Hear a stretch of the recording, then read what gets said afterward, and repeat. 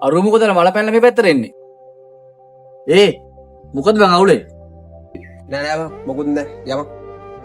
මුකුත් නැති වෙන්න විදිහක් නෑ. උඹ මොකද අවුලෙන් ඉන්නේ? බොරුව දාන්න එපා. අපිට ඔබ හැරදි තේරෙනවා ඔබට මොකක් කරේ අවුලක් කියලා. කියපන්. අපි ඔබේ හොඳම යාළුවෝනේ බං. යාළුවෝ තමයි හොඳටම කරන්නේ. හොඳම යාළුවෝ තමයි හොඳටම කරන්නේ. ඇයි උඹට හොඳම යාළුවා මොකද්ද කරේ? මගේ මතයට අනුව ළඟදි හොඳම යාළුවා අරින දවසක් කියන්නේ වෙසක් දවස.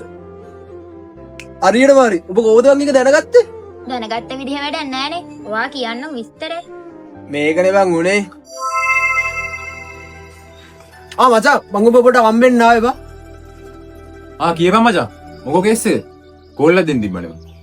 කෝල් අරන් කතා කරන්න දෙයක් තියෙනවද බං මට ඔබත් එක්ක?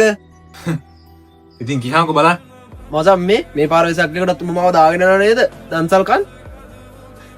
ලක්මාල් මේ පාන්න වෙසක් එකට අපිට කොහෙවත් යන්න වෙන්නේ නෑ නේද? අපිට ගමේ යන්නත් තියෙනවානේ. එහෙමද? අවුලක් නෑ බං. මං දන්නේ නැතේ සෝරි බං. මන් දන්නා බං උඹට අවුල් කියලා. ඒත් සෝරි බං.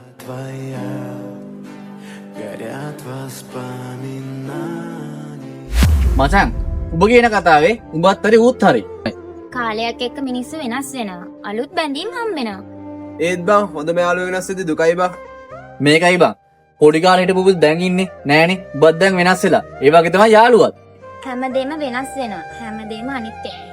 කාලයක් යද්දි බැඳීම් හම්බෙයි ඔබත් වෙනස් වෙයි. එතකොට ඔබටම තේරෙයි බං මේකේ තේරුම මොකක්ද කියලා. හරි බං මට තේරුණා. මේ ලෝකේ නොවෙනස් වෙන එකම දේ වෙනස් වීම.